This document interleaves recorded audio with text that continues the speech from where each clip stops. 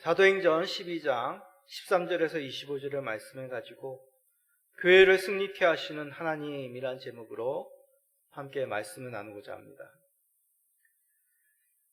오늘로 3월 첫째 주가 시작이 되었습니다. 아직 1년의 초반의 시점입니다. 그렇지만 3개월이면 어떻게 됩니까? 1년의 4분의 1이 되는 시간이죠. 초반이지만 지금 국내적으로 여러 사건이 일어나고 있습니다. 국외적으로 러시아의 우크라이나 침공이 계속되고 있습니다. 뉴스에서 보이는 그 우크라이나 상황들을 볼 때마다 참 가슴이 아프고 기도가 됩니다. 국내적으로는 어떻습니까? 코로나 오미크론 바이러스 확산이 지속이 되고 있습니다. 그 가운데 자녀들도 개학을 하였죠. 방역당국은 당분간 전염 추세가 계속될 것이라고 그렇게 내다보고 있습니다. 그리고 어제 새벽부터 뉴스 보셔서 아시겠지만 장기간의 겨울 가뭄이 영동과 영남 지방에 있었고 산불이 그 가운데 발생하였습니다.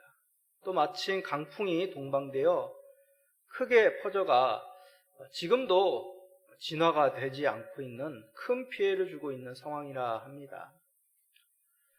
이러한 때에 차기 대통령 후보들은 국민들에게 믿음과 신뢰를 주기보다 의구심과 불안감, 실망을 안겨주고 있습니다. 어제까지 사전투표가 진행되었고 이제 수요일에 본투표가 진행이 될 것입니다. 그러므로 앞으로 5년 국내를 이끌어갈 대통령이 선출되게 되죠. 참 혼란한 시국 가운데 기도해야 될 제목들이 많음을 봅니다. 이러한 시국 때 사람들 마음에 필요한 단어, 저는 승리라는 단어가 떠올랐습니다.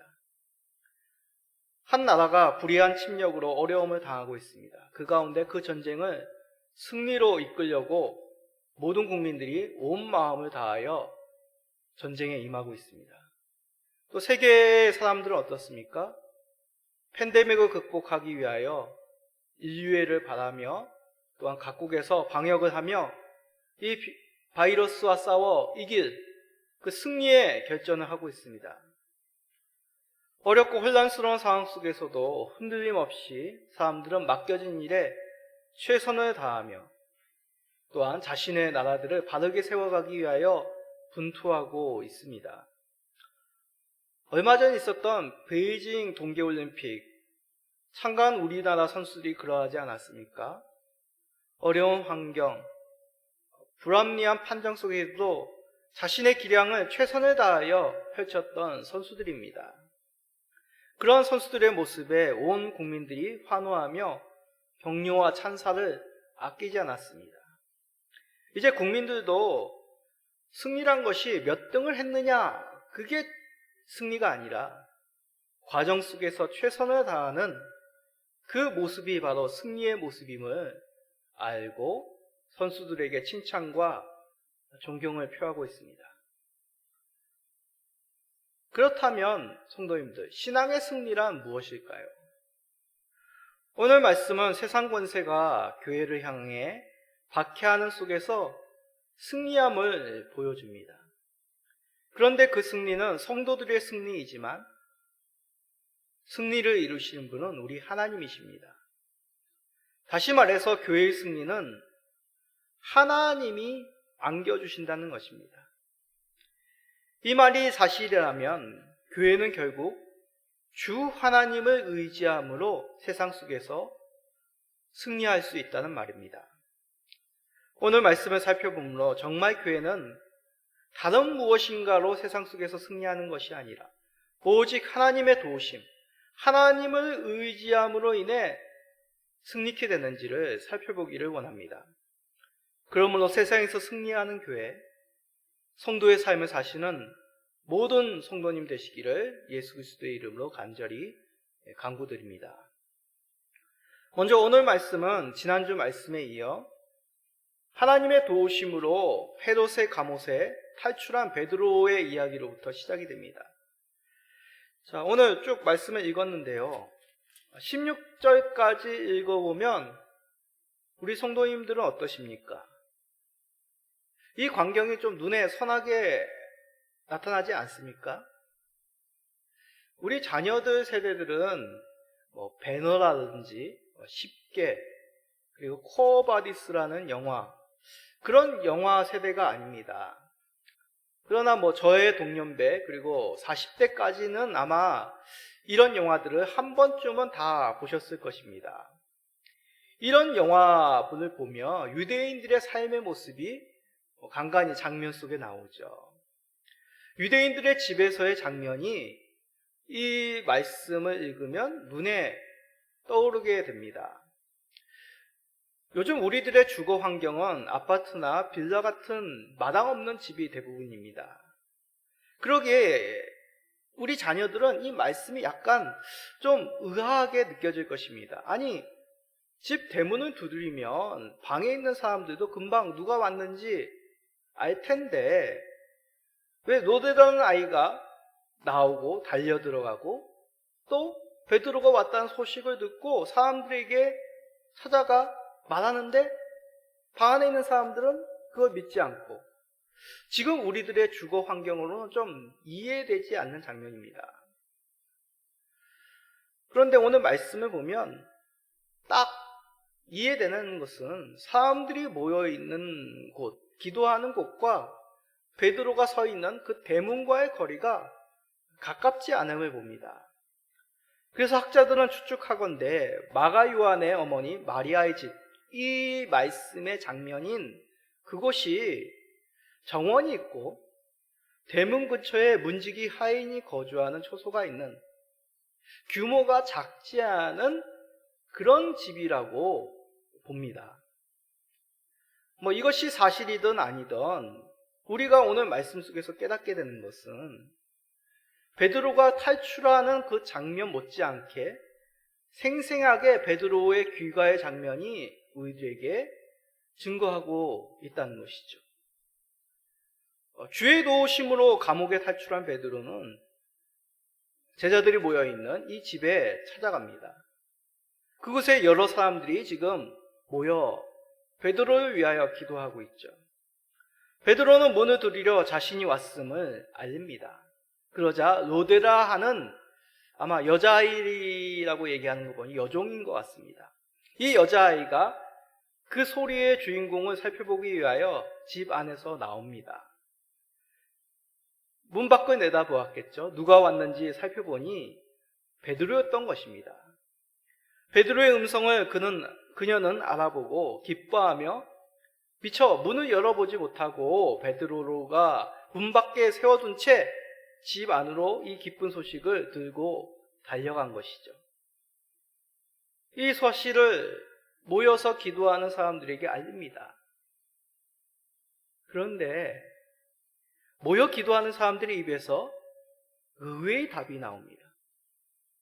아니, 방금 베드로를 위하여 함께 기도하였다면 이 기쁜 소식을 듣게 되면 적어도 이것이 사실인가? 그 자리에서 벌떡 일어나 놀라 문 밖으로 나가야 되지 않습니까? 그런데 로데라는 여자아이에게 이 사람들이 무엇이라고 얘기합니까? 사도행전 12장 15절입니다. 그들이 말하되 내가 미쳤다 하나 여자아이는 힘써 말하되 참마이라 하니 그들이 말하되 그러면 그의 천사라 하더라.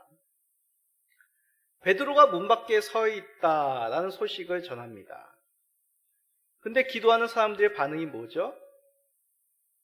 죄송합니다. 너 미쳤냐?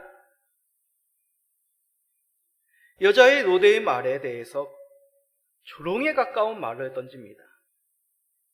이는 기도하던 사람들은 베드로가 감옥에 나와 집 앞에 왔다는 말, 이 여자의 말을 믿지 않았다는 것이죠. 이런 사람들의 말에도 여자아이는 어떻게 반응합니까? 뜻을 굽히지 않습니다. 힘써 말하다라는 것은 내가 착각했나? 내가 잠결에 잘 못 들었나? 그런 것이 아니라는 얘기죠. 처음부터 계속 변함없이 확신에 차 있다는 의미입니다. 그렇습니다. 로데가 이렇게 확신 있게 다수의 사람들에게 뜻을 굽히지 않고 처음부터 동일하게 이 사실을 알리는 이유는 증거의 원리를 충실히 따르는 것이죠. 보고 들은 것을 말하지 않을 수 없는 확신된 어조로 들은 것, 본 것을 사람들에게 알린 것입니다. 그렇습니다. 그것이 증거이죠. 제자들이 예수님을 전한 그 원리입니다. 사도행전 4장 20절입니다. 우리는 보고 들은 것을 말하지 아니할 수 없다 하니. 제자들이 예수님의 복음을 어떻게 확신 있게 전할 수 있었습니까?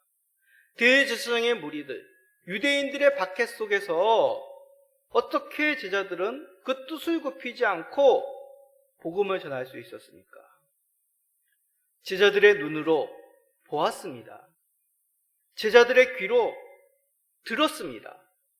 그것이 사실이기 때문에 자신을 박해하는 사람들에게조차도 확신 있게 얘기한 것이죠. 예수님은 죄가 없으신 하나님의 아들로 사람들의 죄를 위해 십자가에서 죽으셨습니다. 그리고 약속하신 바대로 3일 만에 부활하셨습니다. 또한 제자들에게 말씀하신 바대로 보혜사 성령님을 보내어 주셨습니다. 제자들은 이것을 보고 들었기에, 경험하였기에, 성령님께서 믿게 하여 주셨기에 제자들은 강하게 이것을 증거한 것이죠. 여자의 로데도 마찬가지입니다. 누가를 통해 계속해서 말씀하기를 베드로의 탈옥 소식을 사람들에게 알린 것, 여자의 로데라고 얘기합니다. 비록 여자아이였지만 그는 분명히 문 밖에서 문을 두드린 자가 누구인지 알았습니다. 보았습니다. 들었습니다. 그러기에 그녀는 요정이지만, 나이가 어린 여자아이였지만 사람들에게 이것을 굽히지 아니하고 증거한 것이죠. 성도들이 모여 기도한 바대로 베드로가 감옥에 나와 집 앞에 이르렀다고 전하였습니다. 자, 로데의 이런 강한 증언 앞에 사람들의 반응은 변하였을까요? 사람들은 이렇게 얘기합니다. 그러면 그건 아마 베드로의 천사일 거야. 이게 무슨 말이냐면 그의 소식, 베드로의 소식을 알리는 주의 천사, 주의 사자란 뜻입니다. 이 말도 약간의 조롱이 담긴 말입니다. 베드로는 도저히 감옥의 밖으로 나올 수 없는 상태야. 그러니 너가 정말 베드로를 보았다라고 하면 그건 아마 하나님께서 베드로의 소식을 알리기 위하여 천사를 보내주셨을 것이야. 바꿔 얘기하면 베드로의 상황은 결코 감옥에 나올 수 없다는 강한 부정이 담긴 것이죠. 왜 이 사람들은 기도를 하면서 베드로가 감옥에 탈출할 것이란, 하나님께서 건져주실 것이란, 그리하여 집 밖에 서 있다는 사실을 믿지 못한 것일까요? 왜 로데의 말에 이렇게 강하게 2번이나 부정하는 것일까요? 그럼 먼저 우리에게 질문해 봅시다. 우리는 우리가 하는 기도에 대해서 하나님께서 들으시고 우리의 간구가 하나님의 뜻과 일치한다면 주께서 행하심에 주저하지 아니하실 것이라는, 주께서 행하심에 못할 것이 없다라고 믿으십니까? 우리는 정확히 하나님의 뜻이 무엇인지 알 수 없습니다. 그러기에 어떠한 응답을 하실지 우리는 기대함으로 기도해야 됩니다. 본문에서 기도하던 성도들이 기도함 속에는 베드로가 풀려날지, 아니면 스데반과 같이 순교의 제물로 받으실지 알 수 없게 그런 상황 속에서 주께 은혜를 간구하지 않았을까요? 그렇습니다. 하나님께서 어떻게 베드로를 이끌어 나가실지는 모르지만 하나님, 베드로에게 은혜를 베풀어 주옵소서. 헤롯의 이 서슬퍼런 박해로부터 교회를 지켜주시옵소서 하고 기도했습니다. 그러나 풀려남에 대해서는 전혀 기대하지 못한 것이죠. 우리는 주께서 간구를 듣고 계시며 주의 뜻과 일치한다면 반드시 응답하심을 믿고 기대함으로 기도해야 됩니다. 주께서 어떻게 응답하실지 우리는 기대하며 기다리는 믿음을 소유하는 자들이 되어야 되죠. 많은 시편들이 이것을 노래하고 있지 않습니까? 수많은 시편들이 주께 간구함에 응답하셨다라고 찬송합니다. 이건 무슨 뜻입니까? 과거에 우리 하나님께서 주의 백성들의 간구를 응답하셨듯이 지금도 하나님께서 우리를 다스리기에 하나님을 믿고 주께 의지합니다. 그러하오니 주여 우리의 간구를 들어주옵소서. 그렇게 이 어려운 상황들을 주께 토하며 주를 의지하는, 주께 소망을 두는 주의 백성들의 모습을 시편을 통하여 우리들에게 보여줍니다. 한 구절만 보도록 하겠습니다. 시편 34편 4절입니다. 내가 여호와께 간구하매 내게 응답하시고 내 모든 두려움에서 나를 건지셨도다. 아멘. 우리가 수요일마다 시편의 말씀을 강해 정도는 아니고 짤막하게 묵상하고 기도합니다. 시편을 읽을 때마다 깨닫는 것은 정말 우리의 같은 성정을 가진 이 시편 기자들이 그 어려운 심정, 그 어려운 상황들을 놓고 가감없이 솔직하게 하나님 앞에 간구한다는 것이죠. 때로는 분노함, 때로는 낙심함, 때로는 두려움을 가지고 하나님 앞에 간구할 때 그들에게 믿음을 더하여 주시고 그들에게 놀라운 구원의 손길을 베푸셨음을 우리가 말씀을 통하여 증거받기에 더욱 간절히 하나님 앞에 나아갈 수 있습니다. 그렇습니다. 성도들의 간구보다도 앞서시는 우리 하나님의 구원의 능력이십니다.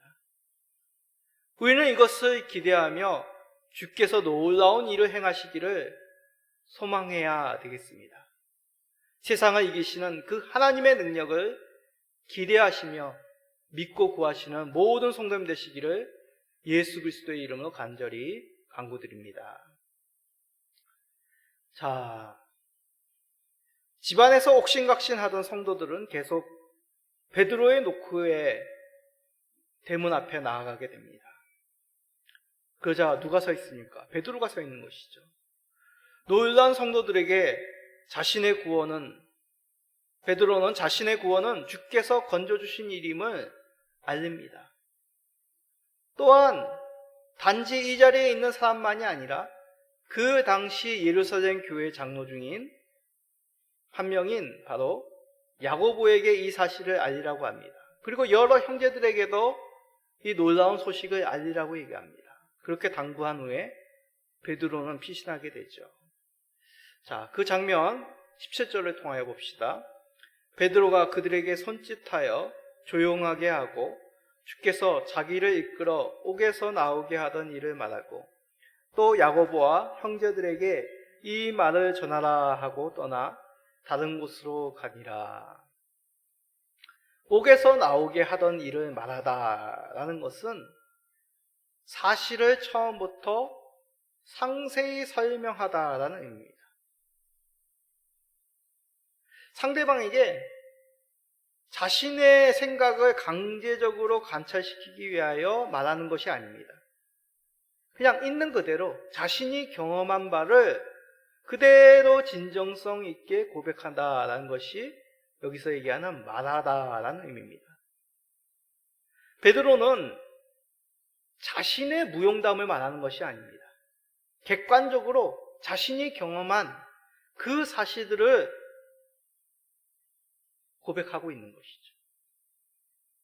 말함의 목적이 자신이 아니라는 것입니다. 주께서 행하신 일임을 있는 그대로 그 자리에 모여있는 사람들에게 알린 것이죠. 성도님들 그렇지 않습니까? 뭔가 놀라운 일, 그런 일을 했으면 자기가 했다고 생각하면 의시되면서 얘기한 그런 거 있지 않습니까? 근데 베드로는 그러지 않은 것이죠. 그냥 있는 바대로 하나님께서 자신에게 어떠한 구원의 은혜를 베풀어 주셨는지를 고백했다는 것입니다. 그렇다고 소극적인 모습이 아니죠. 하나님의 놀라운 구원의 소식을 조용히 성도들에게 말한 후 이 기쁜 사실을 야고보에도 알리고 여러 제자들, 사도들에게도 알리라고 당부하였습니다. 자, 이런 베드로의 모습과 정반대에 서 있는 한 사람이 또 등장합니다. 바로 헤롯입니다. 헤롯은 어떠하였습니까? 큰 소동 속에 잔인한 처형을 행합니다. 자, 헤롯의 모습 사도행전 12장 18절 19절을 통해 봅시다. 날이 새매 군인들은 베드로가 어떻게 되었는지 알지 못하여 적지 않게 소동하니 헤롯이 그를 찾아도 보지 못하매 파수꾼들을 신문하고 죽이라 명하니라. 헤롯이 유대를 떠나 가이사랴로 내려가서 머무니라. 자, 자고 일어나니 하룻밤 사이에 모든 것이 헤롯의 입장에서 뒤죽박죽이 되었습니다. 철저하게 감시하였던 베드로가 지난밤에 사라지게 된 것이죠. 그러니 그것을 지키던 파수꾼들의 입장에서는 얼마나 당혹스럽겠습니까? 여기저기 베드로를 찾기 시작했습니다. 근데 더 다급한 건 뭡니까? 이 당시의 로마의 법으로는 죄수가 탈옥함이 음모나 뇌물로 말미암았다라면 의심받는 자들을 대신 처형하였다고 합니다. 물론 역사학자들의 증언에 따르면, 기록에 따르면 유대 땅은 자치령이기 때문에 내부적인 행정에 있어서 로마의 법을 100% 따라야 된다는 것은 아니라고 합니다. 그럼에도 헤롯이 어떻게 하였습니까? 이 파수꾼들을 신문하고 처형하였습니다. 왜 그렇습니까? 자신의 계획이 어그러졌다는 그 분노죠. 헤롯의 계획이 무엇이었습니까? 베드로를 감옥에 가두어 처형하려고 했던 이유가 무엇이죠? 유대인들의 환심을 사기 위한 것이었습니다. 철저히 그들이 원하는 일, 예수의 제자들을 잡아 죽임으로 환심을 사려고 한 그런 이벤트를 헤롯이 계획한 것이죠. 유월절 다음날 많은 사람들 앞에서 예수의 수제자를 처형함으로 유대인들로부터 칭송을 받기를 원한 것이 헤롯이 준비한 계획입니다. 그런데 베드로가 사도자라짐으로 인하여 이 계획이 어그러진 것이죠. 그러기에 파수꾼들을 신문하고 원하는 답을 얻지 못하자 죽이라 명령하고 다시는 호련히 그 소동의 중심에서 벗어납니다. 참 여우 같은 사람임을 보게 됩니다. 그런데 그것으로 헤롯이 그치는 것이 아닙니다. 사람들에게 칭송받으려고 했던 그 계획이 어그러지니까 플랜 B, 또 다른 계획을 준비합니다. 그 계획에 준비된 장소는 가이사랴였습니다. 자, 그 내용이 뭔지 사도행전 12장 21절, 22절을 봅시다. 헤롯이 나를 택하여 왕복을 입고 단상에 앉아 백성에게 연설하니 백성들이 크게 부르되 이것은 신의 소리요 사람의 소리가 아니라 하거늘. 헤롯이 준비한 플랜 B는 다름 아니라 군중들 앞에서 연설할 계획이었습니다. 드로와 시돈이라는 곳의 사람들이 이 헤롯과 갈등이 있었다고 합니다. 근데 그 갈등을 이 사람들이 풀기 위해 왕의 신하 블라스토를 통해 헤롯과 중재를 원합니다. 그리하여 사절단을 파견한 것이죠. 헤롯은 그 소식을 듣고 얼커니 이것을 기회로 삼은 것입니다. 이것을 기회로 삼아 자신이 사람들에게 칭송받을 플랜 B의 이벤트를 준비한 것이죠. 가이사르를 건설한 로마 황제를 축하하는 그 축제일에 맞추어 이 계획을 실행합니다. 대중들에게 두로와 시돈의 문제를 놓고 연설하는 것이죠. 이날에는 많은 지역의 사절단도 참여하여 또 많은 사람들이 모이기에 이때 자신의 유창한 연설 그리고 화려한 등장으로 자신이 그토록 원하던 사람들의 칭송을 받기에 충분하다 이 헤롯은 생각하였습니다. 이 축제일에 관한 유대 역사학자 요세푸스의 기록을 우리가 잠시 언급하겠습니다. 이 요세푸스의 기록에 의하면 이 당시 헤롯은 전체가 은으로 짜여진 예복을 입고 동이틀 무렵에 군중들이 모인 극장에 등장하였다고 합니다. 생각해 보십시오. 은으로 만들어진 옷, 요즘 쇼에 등장하는 가수나 그런 사람들, 화려한 조명 속에 반짝반짝거리는 그런 옷을 입고 그 단상 중앙에 딱 등장하면 어떤 일이 일어날까요? 그 조명빛에 그 옷이 화려하게 빛나지 않겠습니까? 헤롯이 그것을 행하고 있는 것입니다. 헤롯이 이 당시에 무대 이벤트 그런 거에 아주 탁월한 사람인 것 같습니다. 요세푸스의 기록에 의하면 헤롯은 우아한 몸짓으로 단상에 섰고 햇빛으로 인해 아름답게 그의 옷은 번쩍였다 합니다. 그가 입을 열어 연설하자 아첨꾼들은 큰 소리로 그를 신이라 부르며 우리에게 자비를 베푸소서라고 동시에 외쳤다고 합니다. 오늘 읽은 이 누가를 통하여 기록한 사도행전도 동일한 말씀을 하죠. 누가는 뭐라고 얘기합니까? 이것은 신의 소리요 사람의 소리가 아니라 이렇게 외쳤다는 것입니다. 그런데 헤롯의 반응이 과간입니다. 헤롯은 이 소리에 대해 어떠한 제지도 겸손의 인사도 하지 않습니다. 요세푸스의 기록에 의하면 그때 마침 한 마리의 부엉이가 헤롯 머리 위에 있는 줄에 앉았다고 합니다.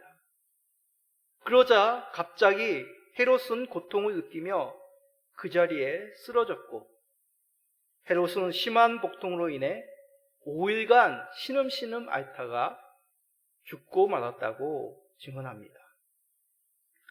이에 대해 누가는 우리들에게 무엇이라고 말합니까? 사도행전 12장 23절 우리 다 같이 크게 읽어봅시다.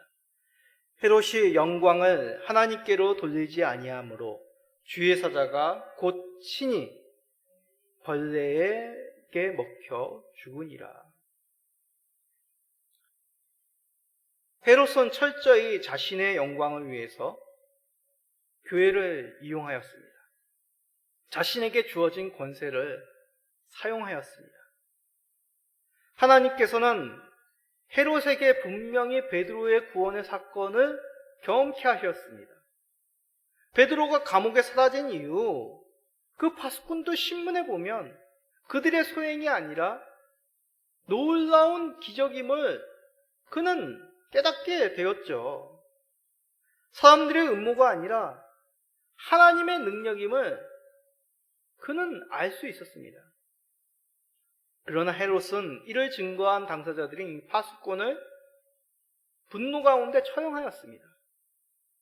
그리고 자신의 목적을 굽히지 않고 사람들에게 칭송을 받기 위하여 그 모든 것들을 준비하였죠. 신에게까지 이르는 교만함으로 그들의 칭송을 받았습니다. 베드로의 모습과는 정반대이지 않습니까? 베드로는 그 놀라운 기적을 경험한 당사자였지만 철저하게 하나님이 행하신 그 힘을 증거하였습니다. 자신의 능력이 아니라, 자신이 무엇인가 했다는 그런 의시됨이 아니라 있는 그대로 사람들에게 하나님이 행하신 구원의 소식을 알렸죠. 그러나 헤롯은 철저히 자신에게로 모든 것을 맞추었습니다. 구약에도 이러한 비슷한 사람이 등장합니다. 바로 느부갓네살 왕입니다. 느부갓네살 왕, 어느 제국의 왕이죠? 바벨론 제국의 왕입니다. 느부갓네살 왕은 하나님이 주신 권세로 예루살렘을, 이스라엘을 징계하는 막대기의 역할을 하였습니다. 그러나 하나님이 주신 권세 이상으로 그는 교만하였죠. 그래서 하나님께서는 다니엘을 통해 이것을 2번이나 꿈을 꾸게 하심으로 꾸짖습니다. 다니엘의 해석을 통하여 하나님께서 세상의 열광들도 결국 그의 손 가운데 있으며 하나님이 세우신 사람의 손으로 세우지 않은 그 나라에 의해 모든 세상의 열광들은 무너질 것이라고, 모든 영광은 하나님께 돌리게 될 것이라고, 그러한 하나님의 뜻을 들었습니다. 그럼에도 느부갓네살의 모습은 무엇입니까? 영광을 하나님께 돌리지 않습니다. 자신에게로 그 영광을 돌리는 교만함의 극치를 가집니다. 자, 그 모습 다니엘서 4장 30, 31절에 기록이 되어 있습니다. 읽어봅시다. 나 왕이 말하여 이르되 큰 바벨론은 내가 능력과 권세로 건설하여 나의 도성으로 삼고 이것으로 내 위엄의 영광을 나타낸 것이 아니냐 하였더니 이 말이 아직도 나 왕의 입에 있을 때에 하늘에서 소리가 내려 이르되 느부갓네살 왕아 내게 말하노니 나라의 왕위가 내게서 떠났느니라. 느부갓네살 왕이 정원에서 그 바벨론 왕국을 탁 돌아보니 어떻습니까? 휘황찬란하죠. 그러면서 그는 생각합니다. 이 큰 바벨론은 내가 능력과 권세로 건설하여 나의 도성으로 삼고 이것으로 내 위엄의 영광을 나타내는 것이 아니냐. 교만함의 극치, 하나님께 돌릴 그 영광을 자신에게 돌립니다. 그러나 하나님께서는 그 교만함의 극치를 꺾으시죠. 왕위가 내게서 떠났노라. 이 말씀이 있은 후 느부갓네살은 광인이 됩니다. 정신이 나간 것이죠. 광인으로 7년 동안 들녘에서 살게 됩니다. 하나님이 말씀하신 그 기한이 찬 후 느부갓네살은 하늘을 우러러 보게 되죠. 하늘을 우러러 보며 하늘의 하나님께 자신의 교만함을 깨달으며 그 영광을 돌립니다. 그러자 다시 정신이 맑게 들어 온전해집니다. 헤롯이나 느부갓네살에게 임한 이런 심판은 사람의 겸손함을 말하는 심판이 아닙니다. 세상의 열왕들이 하나님께 돌릴 영광을 자신에게 돌려 하나님이 심판하심이죠. 다시 한번 말씀드립니다. 어떤 누군가와 비교해서 자신을 높이는 것이 아니라 하나님과 동등됨의 모습을 가졌던 그 모습을 보였던 헤롯과 느부갓네살 왕입니다. 이게 무슨 뜻입니까? 요한계시록에 분명하게 이 모습에 대해 말씀합니다. 요한계시록 18장 7절 8절입니다. 그가 얼마나 자기를 영화롭게 하였으며 사치하였든지 그만큼 고통과 애통함으로 갚아주라. 그가 마음에 말하기를 나는 여왕으로 앉은 자요 과부가 아니라 결단코 애통함을 당하지 아니하리라 하니 그러므로 하루 동안에 그 재앙들이 이르리니 곧 사망과 애통함과 흉년이라. 그가 또한 불에 살라지리니 그를 심판하시는 주 하나님은 강하신 자이심이라. 아멘. 여기서 그라는 존재는 뭐냐? 바벨론 성을 얘기합니다. 바벨론 성은 바벨론 제국의 바벨론을 얘기하기보다 세상 왕국의 대표로서, 상징으로서 요한계시록에서는 바벨론을 말하고 있습니다. 세상 왕국의 대표, 세상 가치관의 대표, 그 바벨론은 뭐라고 얘기합니까? 자기를 영화롭게 합니다. 세상 속에서 자신은 두려움이 없다고 얘기합니다. 하나님이 계신데, 심판하시는 하나님, 하나님께서 권세를 주셨기에 그 모든 것을 누리고 있는데, 이 세상의 권세의 상징인 바벨론은 그 영광 하나님께 돌리지 않고 자시기를 위하여 그 모든 영화를, 그 권세를 사용하죠. 하늘에 하나님이 계십니다. 모든 영혼과 나라들을 심판하시는 하나님이 계십니다. 하나님께서 그 세상의 교만한 바벨론을 심판하심으로 하루 동안의 그 모든 재앙들, 헤롯에게 임한 급작스러운 심판, 느부갓네살의 정신을 내려놓게 하시는 그 심판을 최종적으로 이 세상에게 행하신다라고 요한을 통하여 말씀하시는 것이죠. 느부갓네살이나 헤롯은 사람들보다 자신은 높다는 것이 결코 아니었습니다. 하나님과 동등됨을 취하는 그 사단의 교만함이 그들 속에 주인이 된 것이죠. 그렇습니다.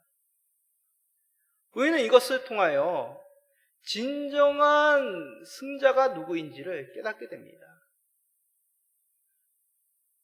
세상의 권세가 승자입니까? 아닙니다. 사도행전 12장 24절, 우리 짤막한 이 말씀 한번 크게 읽어봅시다. 하나님의 말씀은 흥왕하여 더하더라. 아멘. 해소세 박해로 이전에 박해하는 다른 심각한 위협이 교회에 미쳤습니다.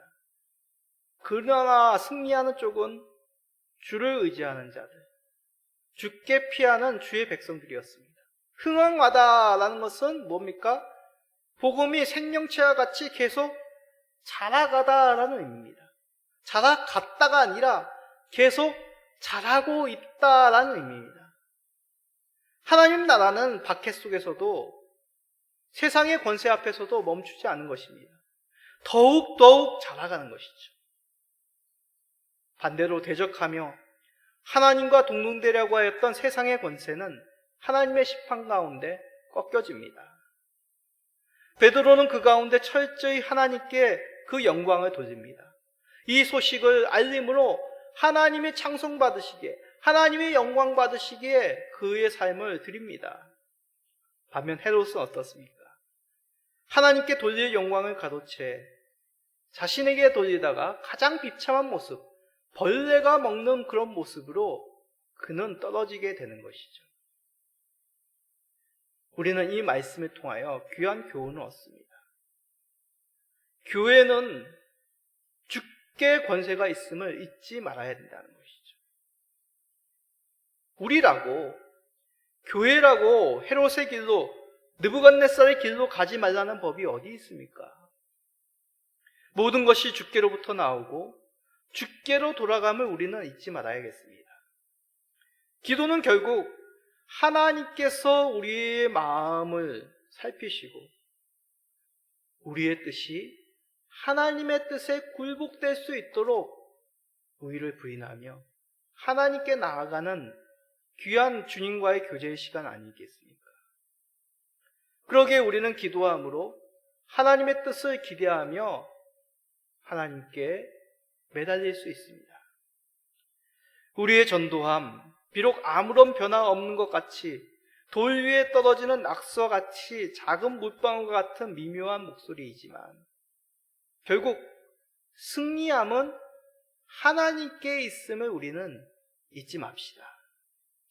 주를 의지함으로 승리하는 교회로, 승리하는 성도로 살아가시기를 예수 그리스도의 이름으로 간절히 소원드립니다. 아멘.